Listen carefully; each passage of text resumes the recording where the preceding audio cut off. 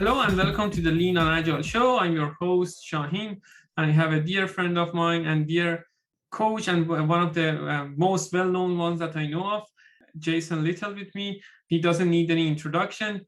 Thanks, Jason, for showing up to the show. Oh, thanks for having me. Yeah. That was a great intro. Yeah. Jeez, it's going to be hard to live up to that. So tell us who Jason is for the people that might not know you. Sure. Short version is I started my career as a developer.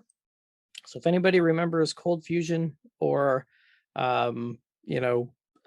classic ASP, that's when I started my development career. So mid 90s, building web applications and things like that. And I got into the Agile stuff more out of necessity, I guess. The early 2000s, I was working for some startups. And if you are in Canada and you ever had, like a $5 ringtone on your phone back before the smartphone days, you probably got it from us. So that was one of the numerous startups.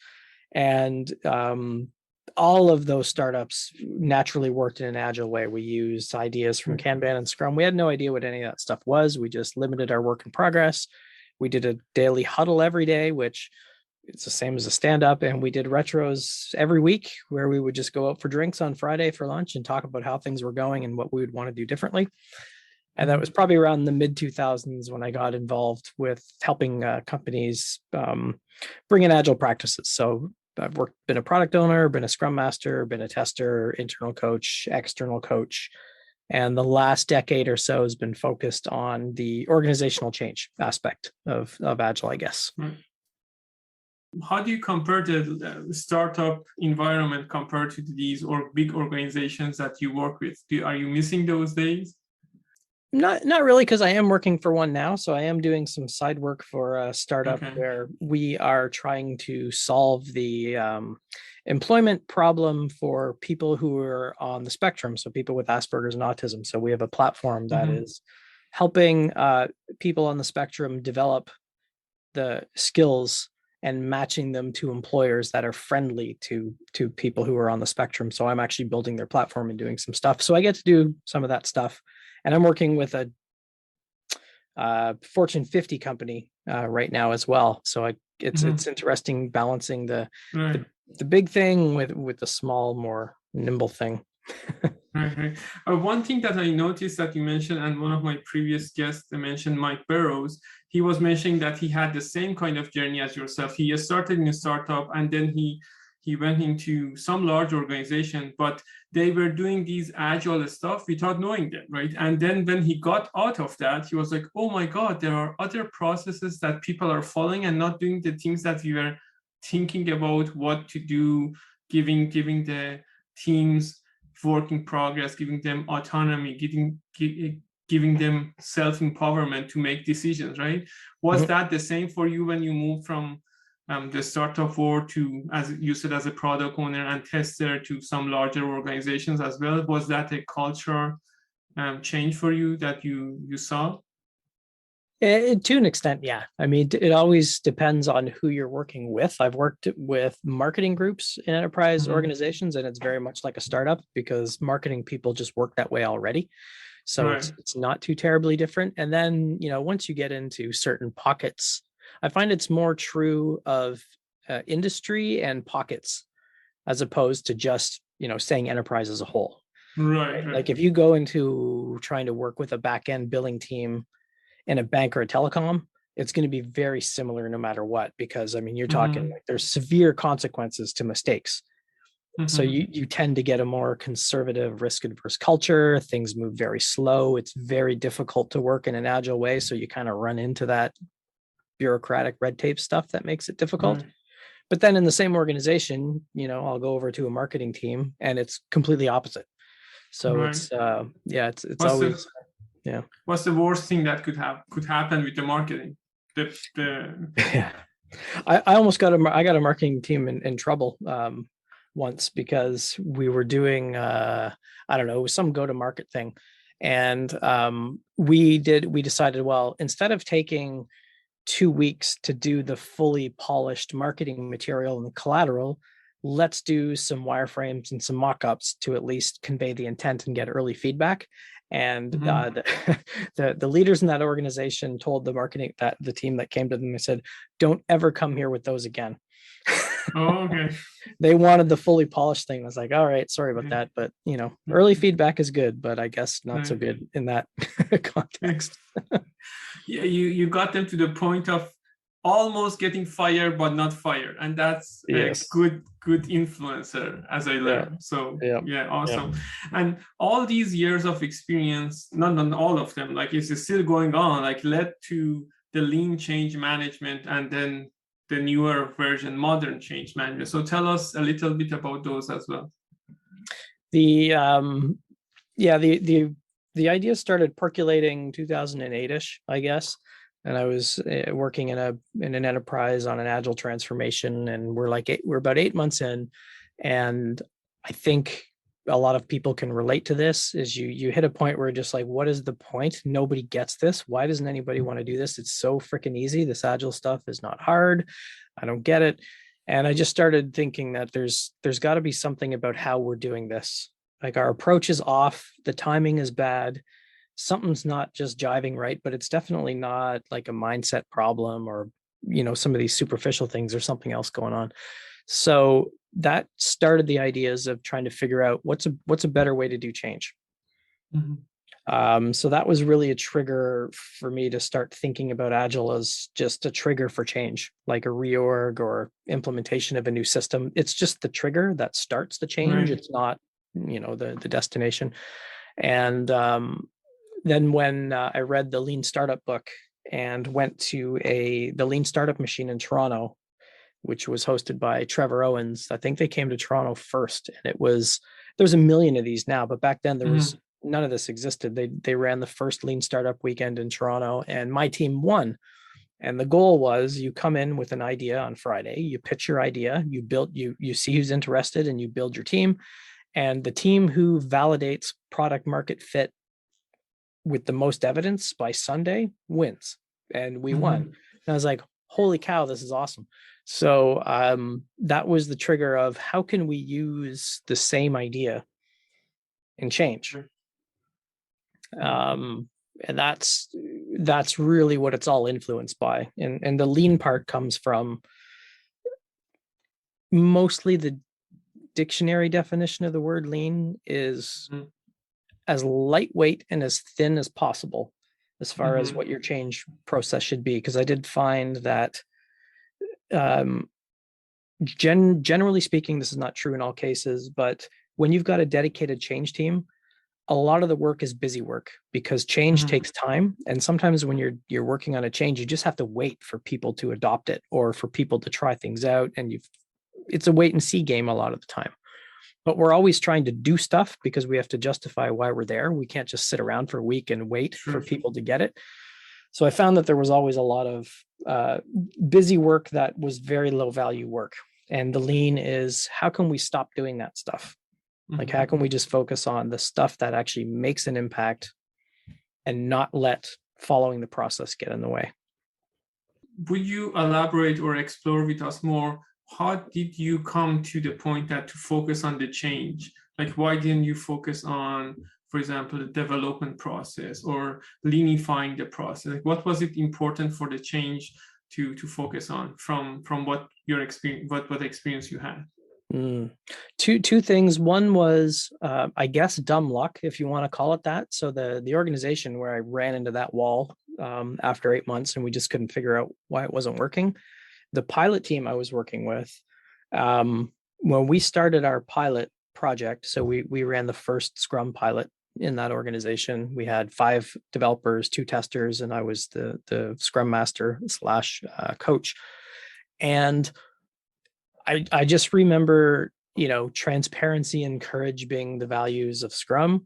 And we had like 25 different stakeholder groups who were providing input into the software we were doing. And I just went, all right, groovy. I'm going to invite all 25 of these groups to our first sprint review because I guess that's what you're supposed to do.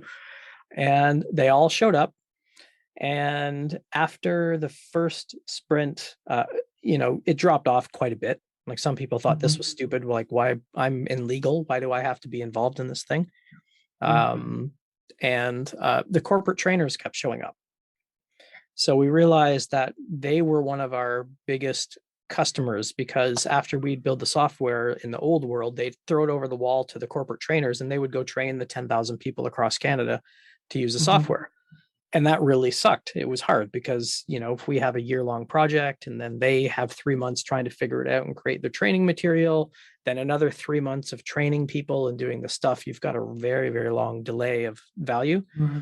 So we actually incrementally started helping them create their training material. They became an input into our backlog because they were highly affected. And that trigger was, who's downstream from us that we should be working with closer? So open the door and give them the opportunity.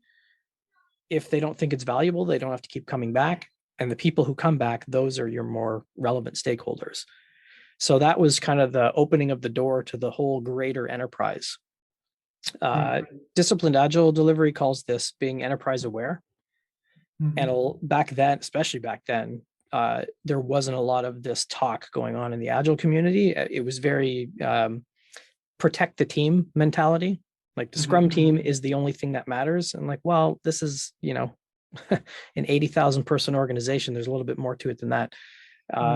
So it was those things that just thought, okay, we're doing something that is going to have a ripple effect outwards. We need to at least understand where these ripples might be, and we need to make connections with those people. Yeah. Prior to that, how would that process, I might know the answer to that, but I want to hear it from you. Prior to this kind of process that you might have introduced as a lean change management, who would have taken care of those in a large organization like that? Probably the official change team. So we would have had to invoke the organizational development or the change management team, and we would have to go into their process to figure out how they're going to go change those other groups and stuff, which might work in some cases, but it's very long and slow. So, you have to find where the connection points are to the greater organization and who owns those connections and how do we engage with them. And it would have been a mess. So we just started doing it directly. Yeah. Right. In part of the organization that I was working in, one of the large organizations that you were working as well, one of these green organizations in Toronto, we had coaches and change management folks as well. So on a team, they were working together, on an organization level, they were working together. And it was nice to see that part of the Lean Change Management Association that I'm part of, and you are heading that. We are providing some training, and it was very nice to see that the change management folks were joining these Lean Change Management training. So it has propagated so much, and you have done multiple workshops around the world with change management people, right?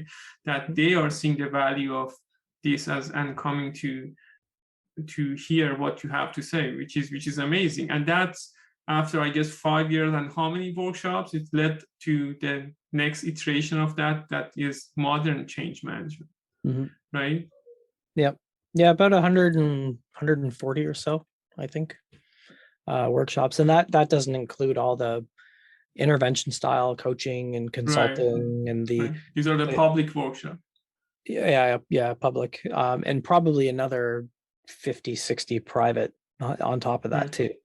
The modern change thing was interesting because I wanted to see if there was a pattern about how people were getting stuck and what was getting them unstuck. Because the more I would travel and talk to people and work in organizations and train people, the problems were the same. It really, it didn't matter what country or what company or whatever. It's like what Jerry Weinberg said, right? Whatever the problem is, it's always a people problem. And it turned out that there were companies that were having success with change sort of aligned to these five patterns, right? They focused more on creating purpose and aligning people around a common cause or a purpose instead of, just creating urgency. Like we're the leaders. It's urgent for all of you to change, but we're not going to change. Like that rarely works. but companies that did it the opposite way, where it was focused on purpose and people could really get behind what a strategy or an objective was, that was working well. So it was just 5 short patterns. One of them being companies that really focused on good, meaningful dialogue instead of just broadcasting, because a lot of the times change communications is broadcasting. It's like turning on the TV set and plunking people down in front of it and filling their head with ideas, and then you check the box on your project. But companies that were really willing to do lean coffees and open spaces and encourage hard questions were getting things to work. The third being experimentation. And I might as well I'll say the last 2 just to get through the 5. Experimentation over just blindly following the plan. Co-creating over creating it yourself and selling it to people. And understanding how people are reacting to change as opposed to blaming them for resisting. Right. And you have worked throughout the organization as you said earlier in your career, as a Scrum Master, as a developer, up to the leadership, I believe. And I have heard the stories that even you fired your client as well. So tell us, which part of the organization you feel more comfortable and even more challenging to work with? What are the stories that you can share with us? Oh, there's tons. It's tough. Actually, just before we recorded this, I just finished a session with a senior leadership team in a Fortune 50 organization. And it was unbelievable. I mean, I think there's a lot. You can go on LinkedIn now and you find all these things about how leaders are the problem and they don't support it and they don't get it. And from my experience, it's usually the exact opposite. It's people don't take time to understand the amount of pressure these folks are under, and their intent is good. I have very rarely, if ever, come across bad intent at that level. It might manifest itself in a toxic way because of the environment, but when you really get into the meaningful conversations, like we were talking about trust and team agreements and stuff, I think especially when you're, agile coach or change person at the team level, you kind of forget that they're people too, just like the rest of us. So, the energy of this session was off the charts, and the amount of how do we figure out how to do the right things and how do we get better at coalescing our objectives together and, knowing everything that's affected by these programs we want to do and stop competing and duplicating work and all this stuff. The intent was just fantastic. Some of the worst stories are more just, sometimes cultures just evolve to be toxic because they just do, right? We tolerate certain things. The one organization, people were yelling at each other out in the floor. Like the first day, actually, I walked into the area where I was going to be working, and there was one person just screaming at their team. And I thought, they're probably just having a bad day, no big deal. And then over time, a couple people in my program went on sick leave. You're talking testers are up till 3 a.m. writing agile test cases because they hired a different agile testing consulting firm to do stuff. And it was not a good environment. And when we reflected that back to the leaders, that was the client that we fired that you mentioned. We had some pretty ugly conversations with them, but they were surprised. They had all the other consultancy firms come in with the nice diagrams and the PowerPoints about how great things were going to be and how Agile was going to fix everything. But they never had anybody come in and actually tell them what was going on. And we were the first to say, just open the door. Like, look out there. People are not happy. They're miserable. So we can't fix that with a process. We went up 3 levels in the organization, and then they spent 2 years getting leadership coaching, top to bottom in that whole division. I actually ran into the Scrum Master that I worked with originally a couple of years later at the train station in Toronto. And he's like, I don't know what you guys did, but it seems like it's gotten better over the last little bit. Yeah. So He was brave enough to stay with that organization for that period of journey, right? Yeah, it was brutal. I mean, even in some sprint planning sessions with that team, there was such a big rift between the business folks, like the BAs on the business side versus the BAs on the IT side, where if when they would bring the stories to the team would start asking questions. They would literally say, I'm not answering that. You didn't read the effing document. Like in it was that, and that was the norm. That was just the way they worked. And I'm sitting there going, this doesn't seem very healthy, but that's just the norm for them. And if that's tolerated, that's what led to that toxic culture. And we just finally had to reflect it back. Yeah. Right. What was the saying? The culture is the worst behavior that your leader let happen in the organization, something like that. If you are the leaders is letting those things happen, like if the culture is propagating through the team, right? And I was lucky in one case. I had an SVP that his motto was, we need to be comfortable being uncomfortable. And whenever we were putting like VPs and directors in an uncomfortable position, we would just refer to that, like, hey, your SVP said such a thing, you're uncomfortable, right? Go on to like very implicitly go and talk to your SVP, right? So, but if you don't have anything from the top level that helps you, it's going to be very hard to drive with change or even influence change. Mm-hmm. Mm-hmm. Jason, so the book Modern Change Management has came out. What is next after that? Like, is there a sequel to it? Like, is there a third one that is coming up next that you can tell us?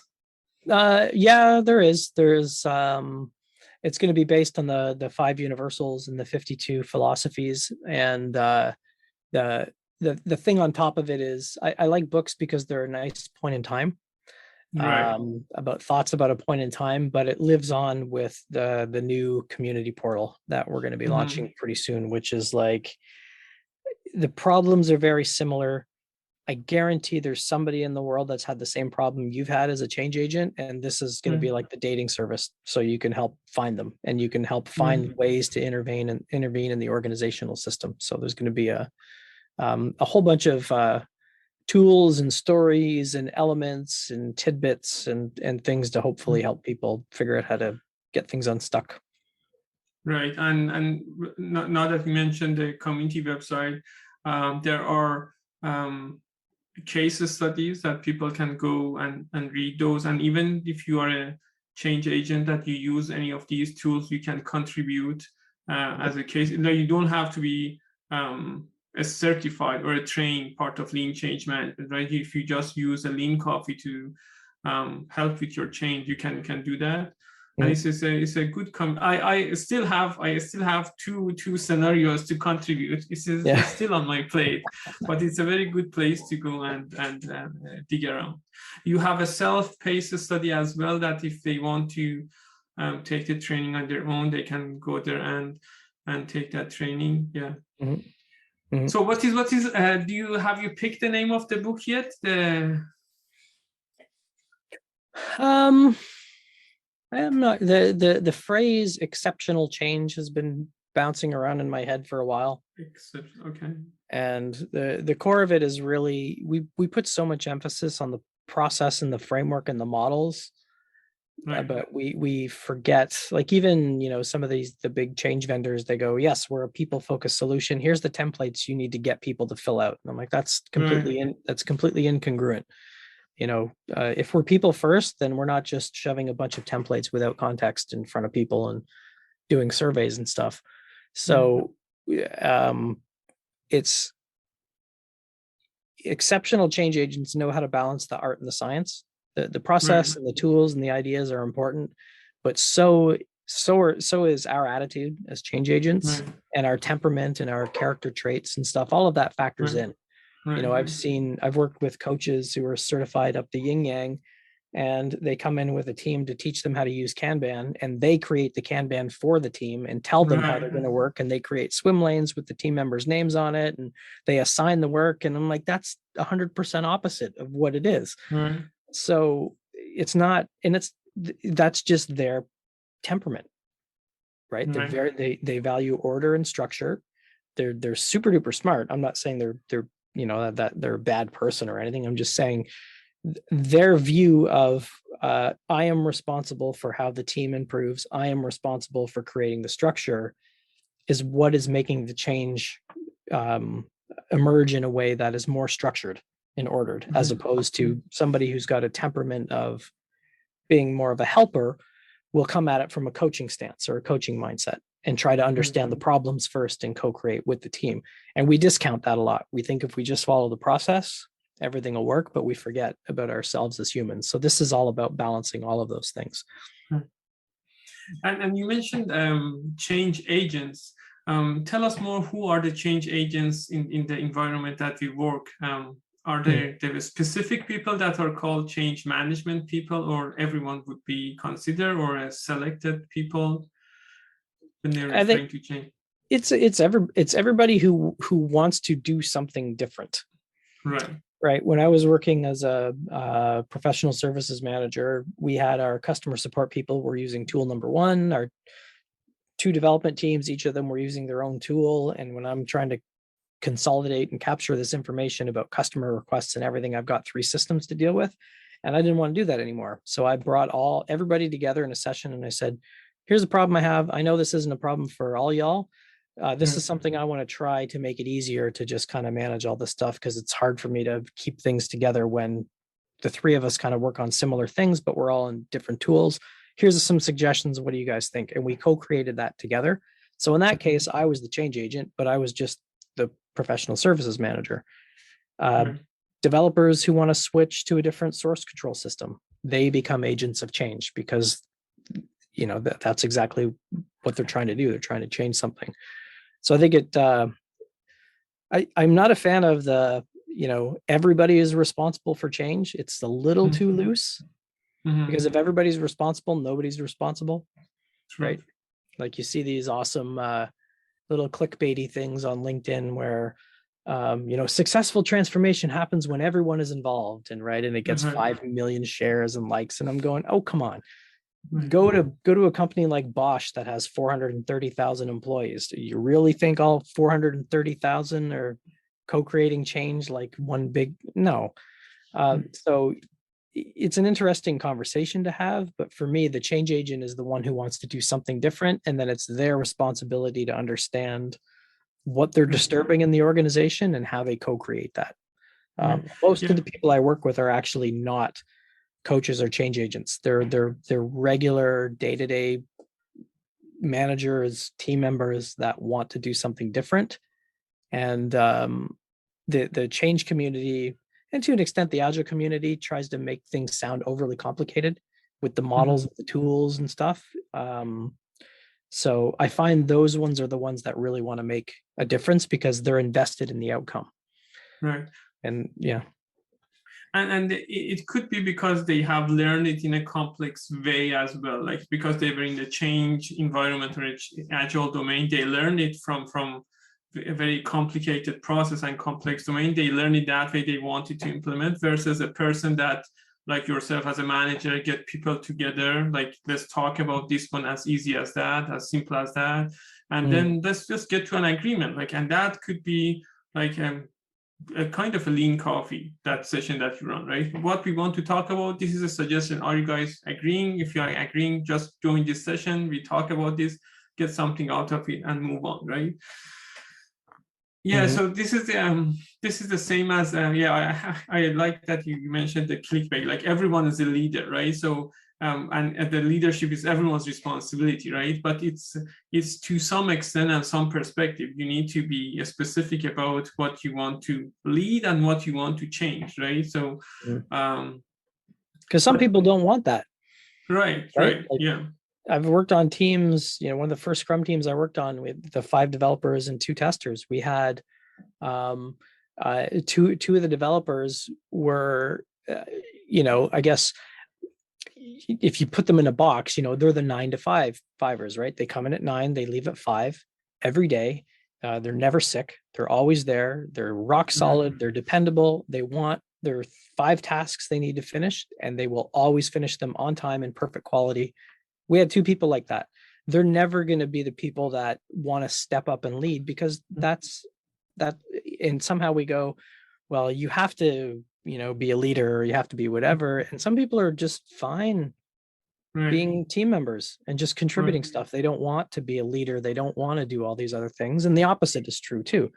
You get some people that are thrown into leadership positions because they're the best developer on a team and they suck at being a manager because they don't want to do it. Yeah. So, yeah.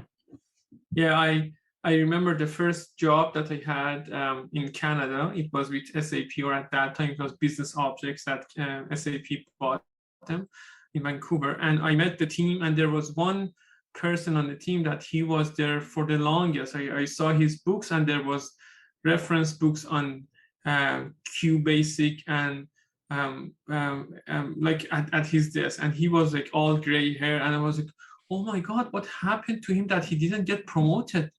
And my assumption was that if you are good at what you do, you get promoted to become a manager. You could become to a team lead. But after I get to know the team and I understood him, he was like, no, I was offered to become promoted, but I liked to code for my living, and that's what I do. I do that the best. So some of the assumptions that we are making is not always true. Like we are making assumptions based on our own version of things, right? So yeah, and some people are not there for the change. Like they want to be told, like they have their mindset, I'm going 9 to 5 doing this job. But if they are people that let's talk it this way, like the people that didn't want things to change for them, right? Change is the constant. Change is always a constant. So this past two years showed that there's a change that you cannot oversee that, right? Or ignore it, and the pandemic, right? So change is eventually is going to happen to you, right? No matter how you want it or not, right? And these tools, if you have at your disposal, like it's going to help you at least deal with the change. Have you had any stories of that people use these tools maybe after the pandemic and it helped them, like with the lean change management cycle, with experiment and that, or yeah, actually this a client I'm working with now, they have a very long change cycle. So they have basically 6 months of planning, and then the changes kind of get dropped into the other part of the organization, and then 6 months to execute on the change. And we started a pilot. They're calling it change agility instead of lean change, because change agility is a nice word and it sounds good to them. And we did some personas, change canvas, started an experiment board, started working on the change. 2 weeks later, they did a reorg.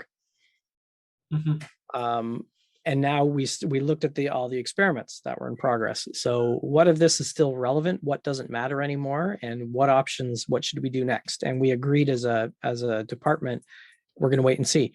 That was one of the options. We've had them plotted all on the whiteboard, the virtual whiteboard.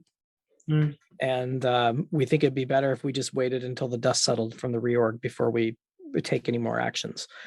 But we did that within 2 weeks. Normally, they would have spent months planning the entire change project out. We spent maybe a week doing a canvas and an experiment board. So they saved a ton of time of just by using lighter weight tools. Right. Jason, I always, like, not always, but typically ask these questions. What it comes to mind when you hear elevate change?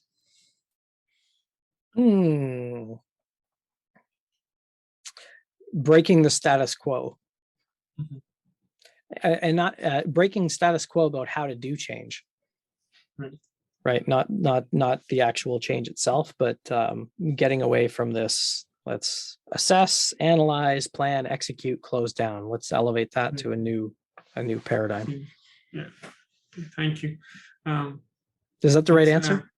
It's always the right answer. It comes from, I just want to hear what people are thinking when they hear elevate change, because I was going through lots of weeks of figuring out what to call my name and what is the purpose of my organization or incorporation. And I came up with this one. Some people like it, some people find it confusing, and but it's good to hear that. So Jason, for the people that want, obviously lean change management, the community website is there, they can learn more. But if they want to broaden their scope and their horizon, you mentioned late Jerry Weinberg.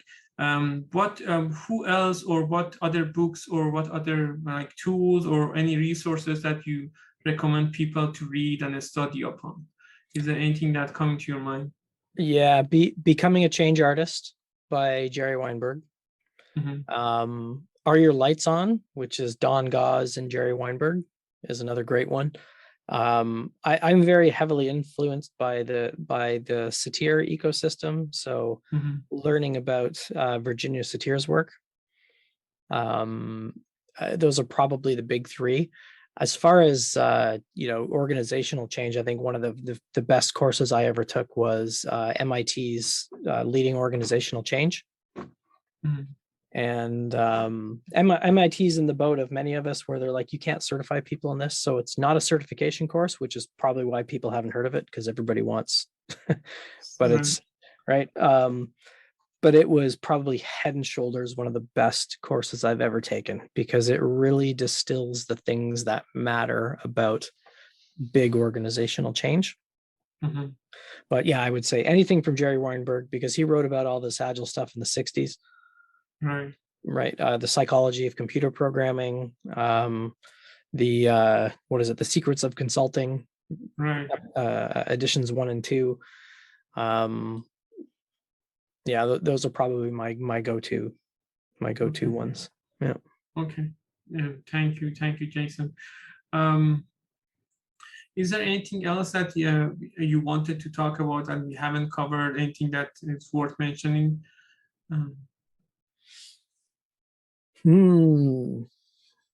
I think noticing the pattern over the pandemic was a lot of change people that I knew and worked with that were working in, large organizations. Plenty of them left. Like the pandemic was a way for them to step back and go, am I really making the best use of my talent, helping this billion-dollar corporation make an extra few bucks by optimizing their processes? And if that's what you want to do, there's absolutely nothing wrong with that. What I'm saying is I talked to quite a few people that used it as an opportunity to move more towards work that fulfilled their purpose. So they would go to different organizations or go to nonprofits or something else. So I think the pandemic has shown us that we can work with anyone from anywhere doing anything. And people who feel stuck in their current jobs, you've got choice. Yeah. The nature of choice has become different, like because you're working remotely, it could be any place around the world, and you're at the same time you're then competing with other people from around the world. But there are lots of options there, right? The talent pool is becoming global, and finding that purpose is not easy, right? Some people, let me put it this way: knowing your purpose could be. I don't want to say it's a luxury in life, but it's not a given, right? Sometimes, like in the third world country that you're living, or the countries that you're waking up to make sure that you get to the end of the day, like your purpose might not be there, and you're just making sure that you can live the day, the next week, the next month, the next year, right? But getting to a point that you can think about the purpose, that's advantage that you have. And if you haven't thought about your purpose in life, you should. How do you get people that started thinking about their purpose if they haven't? There is a really good book, a doodle book from Adriana Girdler, who we had her at Spark. I don't think I have it here. It's a really small book that you can just doodle in, and the whole book is about exploring your purpose. That's a great one. I think that's a tough one.